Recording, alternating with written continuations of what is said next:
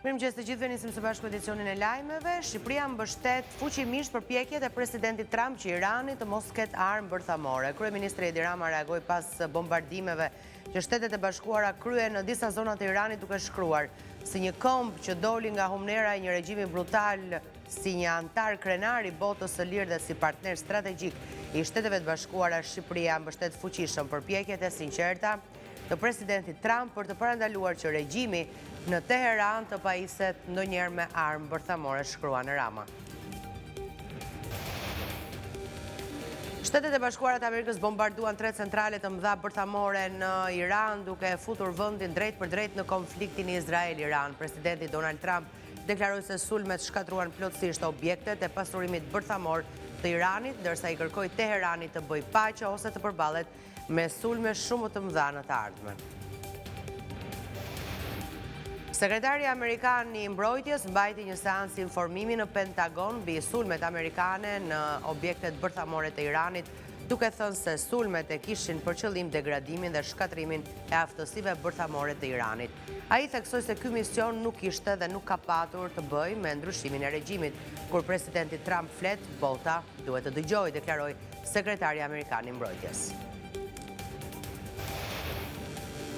Irani kreu një stër sulmesh kundër Izraelit disa orë përpara sulmeve amerikane. Pamjet nga qyteti portual verior treguan ekipet e shpëtimit duke kërkuar në përrënoje apartamente të dëmtuara, makina të shkatruara përgjatë një rruge të mbushur me gërmadha. Sirenat e sulmeve ajrore u dëgjuan në pjesën më të madhe të vendit, duke dërguar miliona njerëz në vend strehime dhe bunkere.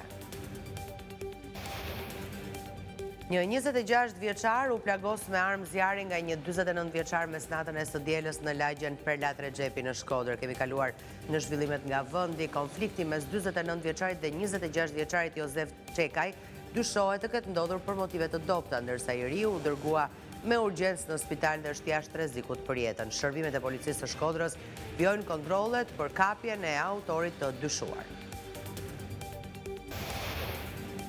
Policia e Lezhës shoqëroi dhe mori në pyetje preng gjinin lidhur me atentatin ndaj Pjetër Kazës, i cili u ekzekutua me 12 plumba. Gjatë marrjes në pyetje nga hetuesit, ai ka mohuar të ketë lidhje me ngjarjen dhe ka pretenduar se në kohën kur ka ndodhur krimi i rënd, ai është gjendur në Tiranë.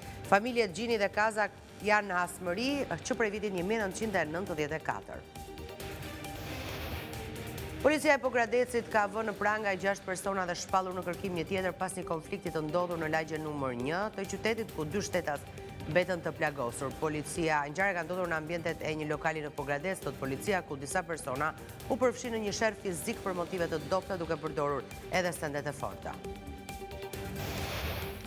Partia e Lirisë ka publikuar një dokument amerikan që pretendohet se hedh poshtë akuzat ndaj Ilir Metës se ka paguar një shifër prej $1 milion për lobim për një foto me presidentin Trump. Sekretari i përgjithshëm Teddy Blushi tha se konstatimi është pranuar edhe nga SPAK.